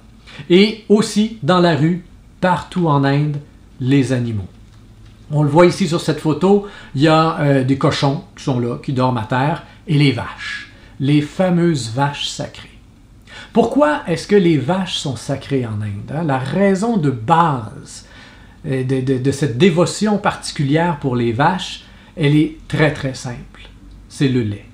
Une vache, ça donne du lait. C'est le symbole de la mère nourricière. Hein? Et dans toutes les vieilles religions, le lait, c'est quelque chose de très important. Si vous regardez, par exemple, dans la religion juive, la terre promise, hein, après la libération d'Égypte, la terre promise, c'est une terre de lait et de miel. Et justement, en Égypte, on nous dit que Cléopâtre et autres prenaient des bains de lait, hein, parce que c'était bon pour la peau, parce que c'était bon pour la jeunesse et tout ça. Donc le lait, dans les vieilles religions, c'est toujours le symbole de la richesse. C'est gras, et puis c'est le symbole de la transmission de la vie, évidemment. Si le petit veau n'a pas de lait, il meurt. Ça finit là, on ne peut pas avoir de vie sans lait. Et en plus de ça, vous rajoutez une anecdote une fable en fait, autour de Krishna, qui à un certain moment a pris beaucoup d'importance dans la religion hindoue, qui dit qu'à sa naissance, il avait été abandonné et passait par là une vache, et il a pu boire le lait à même le pied de la vache. Donc la vache lui a sauvé la vie, et là, à partir de ce moment-là, les vaches ont pris encore plus d'importance dans la religion hindoue. Fait que les vaches, elles sont partout, elles sont sacrées, et on leur donne continuellement de la nourriture, parfois même jusqu'à les rendre obèses. Et encore là, les environnementalistes en Inde commencent à dire, ben là, attention, là, oui, c'est bien de prendre soin des vaches et tout ça, puis de leur donner de la nourriture, mais il faudrait quand même pas que nos vaches là, en viennent qu'à avoir de la misère à marcher. Et puis ça, on a vu, là, en pleine montagne, des vaches totalement obèses parce que les milliers, les dizaines de milliers de pèlerins qui passent dans ces villages de pèlerinage-là, à chaque jour, apportent de la nourriture aux vaches, puis ça a l'air qu'une vache, ben, ça n'arrête pas de manger là, quand ça a plus faim. Ça mange tout le temps. Puis nous, on était convaincus, ben moi en tout cas, j'étais convaincu que ces vaches-là, là, dont étaient immenses, je pensais qu'elles étaient enceintes. Et puis là, le prêtre qui était avec nous à ce moment-là, il nous dit « Non, non, non, Rémi, it's only a big cow. C'est juste une grosse vache. » Ah oui, c'est vrai. Ah ben, regardons, ils sont tous comme ça. Ben oui. Ah, voilà. Alors, hein, il y a toujours là, à cheval entre la dévotion et après ça, l'environnementalisme, là, il y a une espèce de marche là, qui est en train de se faire. Hein, une passation là, qui est en train de se faire au niveau de l'Inde. Il y a d'autres animaux qui sont sacrés en Inde, les singes. Alors, Hanuman est un dieu à tête de singe et les singes vont recevoir une dévotion particulière. Et vous savez, les singes, ça aime jouer des tours, c'est vrai. Ça aime voler, ça aime manger tout ce que ça trouve. Alors, si vous vous asseyez sur le petit banc de parc là, qui est juste là en arrière du singe, et que vous déposez votre lunch à côté de vous, vous vous revirez de bord pour fouiller dans votre sac à dos. Là, le singe, là, ça va prendre à peu près 5 secondes, il est parti avec votre lunch, il est dans un arbre.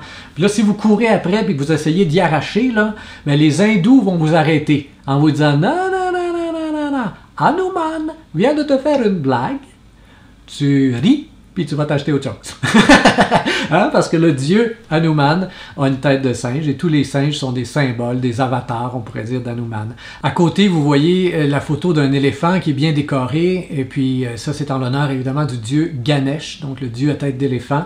Et là où on a des éléphants, il n'y en a pas partout en Inde, certains éléphants vont recevoir finalement un traitement spécial en l'honneur de ce dieu-là.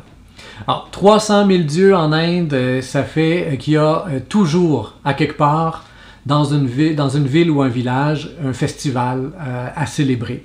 Et les Indiens vont mettre énormément de temps pour préparer les festivals, vont se déguiser, vont arrêter de travailler pendant quelques jours.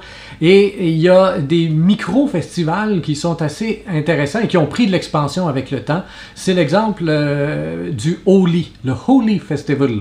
C'est le festival des couleurs qui arrive au printemps. Et pendant ce festival-là, on va prendre la teinture et on va se bombarder pendant quelques jours. C'est complètement hallucinant. Ils prennent soit la poudre, là, les pigments de peinture directement, puis ils se garochent ça, ou alors ils font des ballons d'eau avec la teinture dedans et ils se lancent ça d'un bout à l'autre de la rue. Et vous voyez là sur la photo que personne n'est épargné, hein, parce que le petit monsieur qu'on voit là, il y en a un qui a une arme là, avec son badge, c'est un policier. Personne, absolument personne, est épargné pendant le Holi Festival. En fait, plus vous êtes bien habillé, plus vous devenez une cible de choix. Il faut plutôt choisir son linge en conséquence. Quand arrive la fête des grands dieux, Ganesh, Vishnu, Krishna et tous les autres, là, les gens s'installent avec des grands kiosques de fleurs naturelles partout sur les trottoirs et on achète ça, les fleurs naturelles, on va tresser ça, faire des immenses guirlandes et même qu'on va faire avec ça des chars allégoriques. C'est complètement hallucinant. Les statues bleues que vous voyez présentement sur la photo sont plus grandes que moi, là, à peu près 2 fois plus grandes que moi, donc c'est un bon 10 ou 12 pieds de haut, là. Et le char allégorique est encore plus grand, mais chaque ligne de couleur que vous voyez dans le char c'est fait avec la fleur naturelle qui a été tressée finalement pour l'occasion. On met des jours pour préparer ça, puis dans 2 semaines, ça va avoir l'air du diable. Hein, toutes les fleurs vont être fanées. Et ça, ben, c'est aussi très important dans l'hindouisme. C'est quelque chose qui vient marquer finalement le temps qui passe, mais aussi l'abondance de la nature. Ce que la vie te donne, ce dont tu as besoin pour le moment présent. Hein? L'hindouisme est une religion de l'instant présent. Et il n'est pas question de faire un char finalement allégorique là, avec des fleurs en plastique que tu vas pouvoir réutiliser année après année. Puis en plus, il faudrait que tu mettes ça dans un hangar avec un cadenas par-dessus. Non, non, non. L'année prochaine, tu ne seras pas le même qu'à pareille date aujourd'hui. Tu vas avoir vécu pendant 1 an, tu vas être ailleurs, tu ne seras peut-être pas dans la même école, etc., ou tu n'auras pas le même métier. Bon, on vit, la nature change elle aussi, et elle va nous donner cette année ce dont on a besoin pour la fête de cette année. Une religion de l'instant présent, et ça nous amène ce qu'on appelle aussi la notion d'art éphémère. Hein? Donc des choses qui sont d'une grande beauté et qui s'effacent, et qu'on ne cherche pas à faire perdurer, qu'on ne cherche pas à recréer systématiquement. Alors ça aussi, c'est dans le flot finalement dans lequel nous amène l'hindouisme. Un autre des aspects en Inde qui est assez surprenant, peut-être aussi même un peu déstabilisant, les funérailles. Alors, on est habitué ici à avoir des funérailles en noir, quoique aujourd'hui la norme est moins comme ça, les gens vont s'habiller un peu n'importe comment, mais il n'y a pas, chez nous en tout cas, il n'y a pas une explosion de joie, puis il n'y a pas une explosion de couleurs dans les funérailles. En Inde, c'est encore ça. On était au Shantivanam Ashram, dans le sud de l'Inde, dans le Tamil Nadu. On est là, tout est tranquille dans le petit village où on est. Tout à coup, on entend les tam-tams qui débattent, puis les chants, et tout ça. On se dit, ah ben, ça doit être la fête d'un dieu, quelque chose qu'on ne connaît pas peut-être. On va sortir, on va aller voir c'est la fête de quoi. Et au final, c'était ça, c'était une funéraille.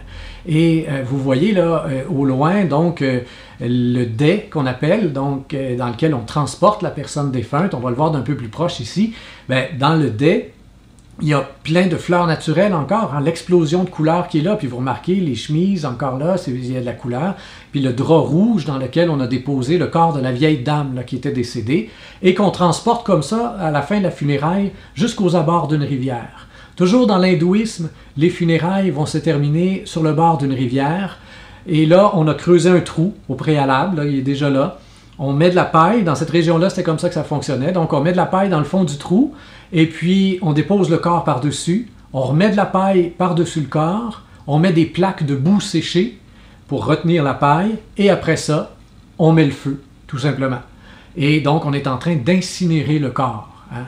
Et pendant ce temps-là, dans cette région-là en Inde, c'est pas partout, mais dans cette région-là en Inde, l'homme qui était le plus proche de la personne défunte, donc dans ce cas-ci, là c'était le fils aîné de la personne, descendait dans l'eau avec le sadhu, donc comme on pourrait dire le prêtre là, du village, il descend dans l'eau avec le sadhu, et là il se fait raser complètement au coco. Tous les cheveux disparaissent, la barbe s'il y en a une, et la moustache, parce qu'il y en a assurément une. Hein? Et un homme qui se rase la moustache en Inde, c'est quelque chose. Là. La moustache en Inde, c'est un symbole de virilité, c'est un symbole de séduction et tout ça.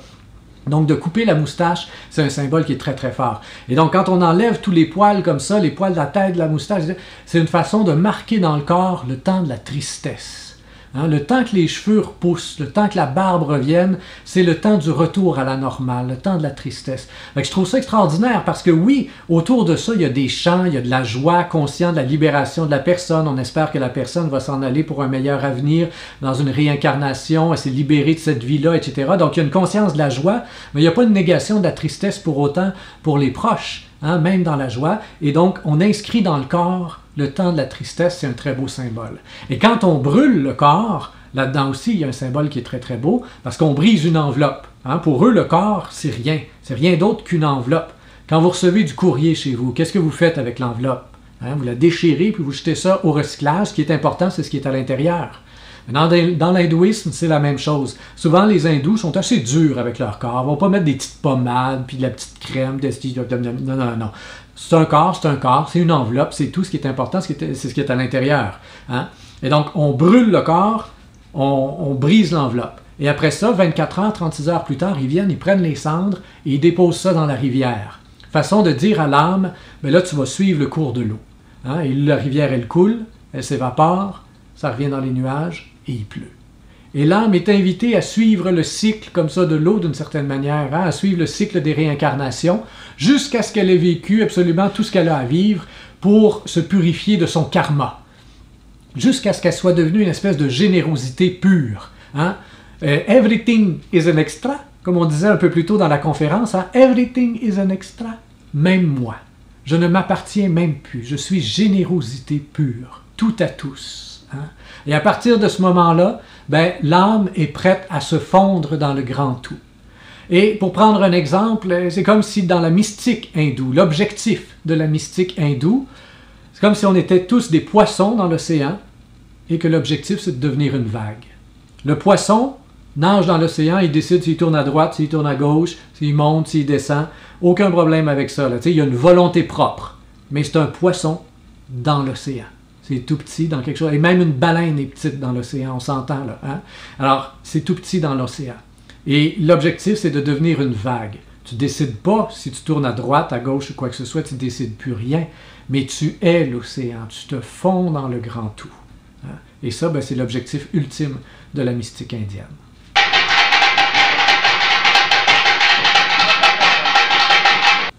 Je vous transporte maintenant à Varanasi. Varanasi, c'est la capitale de l'hindouisme. Alors, vous avez Rome, par exemple, pour les chrétiens catholiques. Varanasi, c'est la même chose pour les hindous. Donc, la capitale de l'hindouisme, il y a des dizaines, centaines de milliers de pèlerins qui passent par là à tous les jours, c'est assez impressionnant. Et donc, à tous les jours, vous avez des gens qui descendent dans les fameux escaliers du Gange. C'est ce que vous voyez maintenant sur la photo. Les gens descendent dans les escaliers au moment du lever du soleil. C'est absolument magnifique parce que le soleil se lève de l'autre côté de la rivière. Et là, partout sur la rivière, ça scintille. C'est comme s'il y avait des dizaines de milliers de petites chandelles sur la rivière. Et le soleil se lève et les gens descendent là dans la rivière, vont s'immerger dans la rivière, vont faire la prière au soleil levant. Alors, ils prennent l'eau, là, puis là, ils vont s'asperger. Et puis après ça, ben, ils se lavent un peu les aisselles, ils se brossent les dents, puis ils s'en vont travailler. Donc, à tous les matins, c'est comme ça. Un peu en amont, sur la rivière, vous avez là l'endroit où on amène les fameuses vaches sacrées. Et là, ils les rentrent dans l'eau, ils les submergent dans l'eau, et là, avec des grosses brosses, encore là, ils vont les bichonner, là, ils les frottent, ils en prennent soin, puis les vaches sont contentes, puis ils font le petit besoin dans l'eau, puis tout ça. Puis là, les vaches, ils repartent toute la journée, puis ils retournent se coucher dans la boîte, puis se refaire de la croûte. Et puis, un peu en amont, encore, ce que vous voyez là, c'est le plus grand four crématoire à ciel ouvert au monde. 24 heures sur 24 à Varanasi, il y a des corps qui sont brûlés, des défunts là, qui sont brûlés, et les cendres sont jetées dans l'eau. Et là, si vous avez bien suivi mon explication, ben, c'est ici qu'on brûle les corps, c'est là qu'on lave les vaches, et c'est ici qu'on se brosse les dents. Hein? Et la rivière coule comme ça. Et là, vous êtes probablement quelques-uns à regarder l'écran. Qu'est-ce que c'est ça? C'est dégueulasse! Et on s'est aussi posé la même question. Et plusieurs scientifiques, en fait occidentaux, se sont aussi posé la question. Mais veux-tu bien me dire comment c'est que les gens ne ressortent pas de là complètement galeux? Et il y a quelque chose de très particulier dans la rivière, dans le Gange. Là, et c'est là, c'est ce qui explique finalement pourquoi le Gange est devenu un dieu à travers les siècles du côté de l'Inde. Il y a dans le Gange des micro-organismes qui dégagent une espèce de micro-radioactivité. Hein? Il y a une microdose de radioactivité qui fait en sorte que tu as un processus d'autopurification dans l'eau, qui fait en sorte que l'eau n'est pas aussi polluée que ce qu'elle devrait être. On s'entend aujourd'hui, le Gange, c'est le fleuve le plus pollué du monde. Hein? Et là, le nouveau gouvernement indien vient de décider, là, cette année, en 2015, de dépolluer la rivière. Ils se sont donné 10 ans pour le faire, puis je pense qu'ils vont y arriver parce qu'il y a une détermination en Inde comme j'ai vu nulle part ailleurs.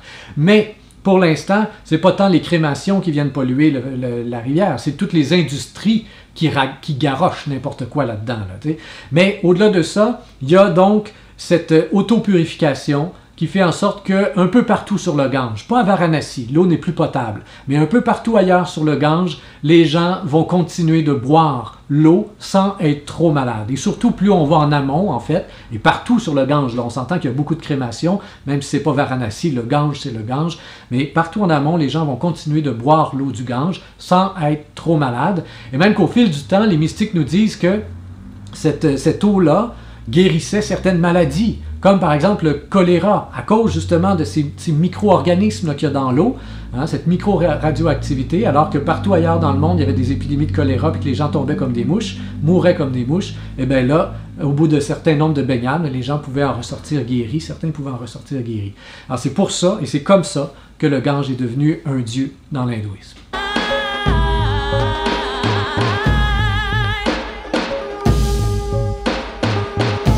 Un tout petit mot sur le christianisme en Inde. Je le disais en début de conférence, il y a 2% de chrétiens en Inde. Et nous, on a eu l'occasion de visiter plusieurs églises. J'ai beaucoup aimé ce que vous voyez là présentement, les églises dans le sud de l'Inde, dans lesquelles il n'y a même pas de banc. Hein, on est assis directement là par terre. Et quand il y a une célébration, c'est quand même assez impressionnant de voir des petites mamies, là, des petites mémés indiennes. C'est pas gros, une petite mamie indienne. Là, hein, et c'est assis directement à terre ou alors en petit bonhomme, là, comme les Indiens font si souvent. Ça a 80, 85 ans et c'est encore assis ou assis en indien à terre, ou en petit bonhomme, et ça écoute là, toute la célébration. Et moi, j'ai beaucoup aimé cette espèce d'ouverture qu'il y a dans des églises comme celle-là, finalement, où on dirait que ça peut permettre une certaine liberté de mouvement. Si on est là dans un temple ou dans une église pour célébrer quelque chose, eh bien, ça pourrait être intéressant d'avoir justement cette liberté de mouvement qui pourrait permettre un peu de danse, un peu de marche, un peu de ci, un peu de ça. Et c'est ce qu'on retrouve dans les temples hindous, d'ailleurs. Dans les temples hindous, il n'y a pas de silence dans les temples hindous. Il n'y a pas il peut y avoir au milieu du temple, en général, la statue du dieu à qui est dédié le temple, et les gens vont tourner autour de la statue en marchant puis en récitant des prières. Mais pendant ce temps-là, dans le coin, là, tu as une famille de 25 personnes qui est là, assis à terre, en train de pique-niquer. Hein? Et la spiritualité et la vie quotidienne sont complètement mariées l'un avec l'autre. Il y a aussi, à travers tout ça, il ne faut pas les mettre sur un piédestal, il y a énormément de superstitions dans leur religion hindoue. Probablement qu'ils ont l'impression qu'ils vont être bénis des dieux s'ils mangent dans le temple et que toute leur vie va aller bien ou quoi que ce soit. Là, il y a beaucoup de superstitions dans tout ça, mais en même temps, on voit que la spiritualité, elle est là au quotidien.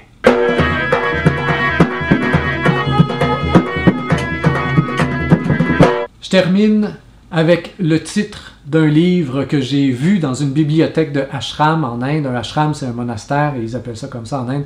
On m'avait demandé de faire le ménage de la bibliothèque en question, et donc je suis tombé sur ce livre-là, je ne l'ai même pas lu. Le titre, encore aujourd'hui, me nourrit encore. The Wisdom of Insecurity. La sagesse de l'insécurité. Il y a une sagesse dans l'insécurité et ici, en Occident en général, justement, on veut tout sécuriser. Hein? Et on cherche à prévoir, et même que peut-être qu'un jour on va vous dire là, de prévoir l'imprévisible. On m'a dit ça pour la première fois, j'avais 16 ans, dans une pièce de théâtre. Là, puis quand on organise là, quelque chose de gros, là, genre le bal des finissants ou des choses comme ça, là on nous dit là, il faut prévoir l'imprévisible. Puis on s'arrache les cheveux, puis quand l'imprévisible arrive, là, parce qu'on ne l'a pas prévu, ben là on s'arrache encore les cheveux, puis on frustre, puis puis ça se passe pas. En Inde, il n'y a pas ça. Ça coule, la vie coule. Et oui, au début, c'est extrêmement choquant au niveau de l'efficacité. On est pris par l'inefficacité et c'est extrêmement difficile pour un occidental, un cartésien comme moi, de rentrer là-dedans. Mais à un certain moment, j'étais dans l'eau, parce qu'il y a de l'eau évidemment partout autour de l'Inde, les océans sont très présents. J'étais dans l'eau un peu découragé au bout de 3 mois. Souvent, après 3 mois, dans un long voyage comme celui-là, le 3e mois, c'est un mois qui est très dur. C'est un mois de mal de pays où là, tout nous écœure, puis etc. C'est reconnu dans les grands globetrotters. Le 3e mois, c'est un passage à vide. Mais là, j'étais là-dedans, dans le gros passage à vide, les 2 pieds dans l'océan jusqu'aux cuisses. J'étais découragé, écœuré de cette inefficacité volontaire. Et là, j'étais là, découragé dans l'océan avec l'eau jusqu'aux cuisses, puis je regarde l'eau. Et je me rends compte que l'eau n'est pas là, en train de me taper sa cuisse, en train de me dire « Oh, que se passe-t-il? Un obstacle, c'était pas prévu! Oh! » Non, l'eau, elle me tape ses cuisses, puis elle fait le tour. Puis en arrière de moi, il y avait des rochers, puis elle fait le tour. Puis elle suit son cours. Puis elle va sur la grève, puis elle revient. Et elle coule comme ça. Je me suis dit, ma foi, mais c'est exactement comme ça qu'ils vivent, eux autres, là. Comme de l'eau. Il faut que j'apprenne à couler comme de l'eau. Hein? Et oui, ça amène une certaine insécurité parce qu'on est toujours dans un certain mouvement, dans un certain ballottement, mais on perd beaucoup moins d'énergie à essayer de prévoir l'imprévisible puis à choquer quand l'imprévisible arrive. Hein? Et à côté de ça, il faut bien prendre conscience que l'insécurité, on l'a choisi déjà quand on était tout petit et on la vit à tous les jours. À partir du moment où, quand vous aviez 1 an à peu près, vous avez décidé de vous tenir debout et de commencer à marcher, ben, vous avez choisi l'insécurité. Pourquoi vous n'êtes pas resté à 4 pattes? Hein? Pourquoi ma petite fille ou mon petit garçon ne sont pas restés à 4 pattes? Ils étaient beaucoup plus solides à 4 pattes. Tu ne peux pas tomber quand tu es à 4 pattes. Là. Ah non. Ils se lèvent, ils se pognent sur un divan, là, puis vous avez fait ça vous aussi. Là. Tu t'agrippes sur un divan, tu te revires de bord, tu vois ton père, tu vois ta mère, puis là tu fais « Papa! » Puis là, pouf! Tu tombes, tu te bêches. Puis là, l'enfant, il se relève. Pouf! Encore. Pourquoi il fait ça? Pourquoi il choisit l'insécurité? Parce qu'il voit qu'une fois debout, il va pouvoir voir plus loin. Une fois debout, il va avancer plus vite. Hein? Mais la marche, c'est ça. La marche, c'est d'une insécurité à l'autre. Continuellement. Puis il suffit d'avoir une bonne otite, ou pire que ça, une labyrinthite, pour voir que l'équilibre, là, c'est ici, quelque part dans les oreilles, là, ça prend pas grand-chose. Ça ne prend pas grand-chose pour être étourdi puis avoir de la difficulté à avancer. Hein? Et parlez-en aux personnes âgées autour de vous. Comment tout à coup, ah oui, c'est ça. Marcher, avancer, c'est passer d'un déséquilibre à l'autre, d'une insécurité à l'autre. Nous, c'est ce que l'Inde nous a laissé. Savoir reconnaître les moments. C'est pas à tout moment dans la vie, mais savoir reconnaître les moments où il faut oser l'insécurité. C'est ce que je vous souhaite dans votre vie, savoir reconnaître ces moments-là, en sachant qu'à chaque fois, c'est parce qu'on se met debout, on se met en mouvement, on va voir plus loin, on va pouvoir se rendre plus loin.